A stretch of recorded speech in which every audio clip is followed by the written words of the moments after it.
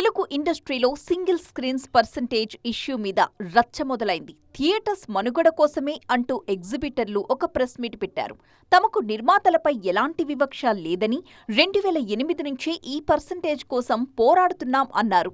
శిరీష్, సునీల్ నారంగ్, చదలవాడ శ్రీనివాస్ సహా చాలా మంది ఈ ప్రెస్ మీట్ లో పాల్గొన్నారు. మాకు వేరే సెక్టర్స్ డిస్ట్రిబ్యూటర్స్ కూడా లాస్ ఉంది, అందరు బాగాలేదండి, మీరు ఒకటే బాగుంటే ఎట్లా అని ఇట్లా మాట్లాడతారు. ఇప్పుడు ఈరోజు మల్టీప్లెక్స్లో కొత్త ఎక్విప్మెంట్స్ పెడుతున్నాం. మా బ్రదరు 3D పెట్టాడు, ఇది ఎపిక్ పెట్టాడు, డాల్బీ పెట్టాడు, బెంగళూరులో HDR పెట్టాడు. ఇవన్నీ పెట్టగలం. అదే సింగిల్ స్క్రీన్లో పెట్టలేకపోతున్నాం. కలెక్షన్ ఇప్పుడు మీరున్నారు, డాల్బీ ఉంటే వస్తారు కదా సింగిల్ స్క్రీన్కి.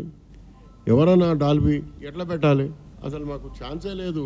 ఇది డెవలప్ అయితే మన అందరికీ మంచిది కదా. సింగిల్ స్క్రీన్ మూత పడతాయి, క్లోజ్ అయిపోతే ఎవరికి నష్టం? ఇప్పుడు మన సినిమాల లైఫ్ అంతా వారం 10 రోజులే. సింగిల్ స్క్రీన్స్ లో కానీ ఇప్పుడున్న 175 రూపాయల రేట్లకే సినిమా చూపించారనుకోండి, పెద్ద సినిమాలకి చాలా నష్టం వస్తుంది. పైగా పోస్టర్స్ పై నంబర్స్ కనిపించవు. పర్సెంటేజ్ ఓకే అంటే జీవో తెచ్చినా ఇప్పుడున్న రేట్లే కంటిన్యూ చేస్తామని బల్లగుద్ది చెబుతున్నారు ఎగ్జిబిటర్స్. ఇలా చేస్తే ఫుట్ ఫాల్స్ పెరుగుతాయి. Telugu cinema pan India cinema అయింది. అలా తెలుగు సినిమా లేదు, high budget cinema pan India అన్నప్పుడు మరి బెంగళూరులో ఎందుకు పర్సెంటేజ్ ఇస్తున్నారు, మహారాష్ట్రలో ఎందుకు పర్సెంటేజ్ ఇస్తున్నారు, తమిళనాడు ఎందుకు పర్సెంట్ ఇస్తున్నారు? తెలుగు స్టేట్ ఏం చేసింది?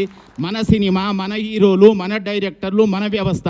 మనకేది మన థియేటర్లు ఎక్కడనయ్యాలో ఈరోజు? తెలంగాణలో ప్రస్తుతం 450 సింగిల్ స్క్రీన్స్, 500 మల్టీప్లెక్స్ స్క్రీన్స్ ఉన్నాయి. సింగిల్ స్క్రీన్ టికెట్ రేట్ 175 రూపాయలైతే మల్టీప్లెక్స్లో 295 రూపాయలు.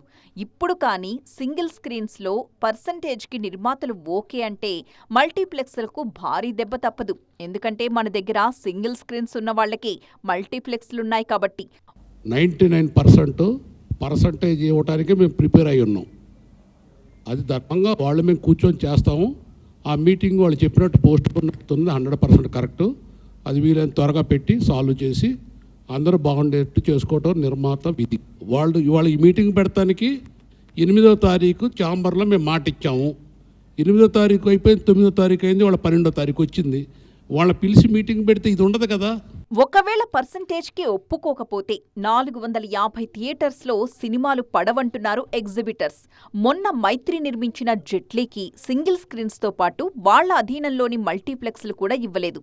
ఇదే సీన్ కంటిన్యూ అయితే రేపు రాబోయే పెద్ద సినిమాకు తలనొప్పులు తప్పకపోవచ్చు. ఆ పైనొచ్చే సినిమాల్ని కూడా సింగిల్ స్క్రీన్స్ ఇష్యూ బాగానే డిస్టర్బ్ చేస్తుంది.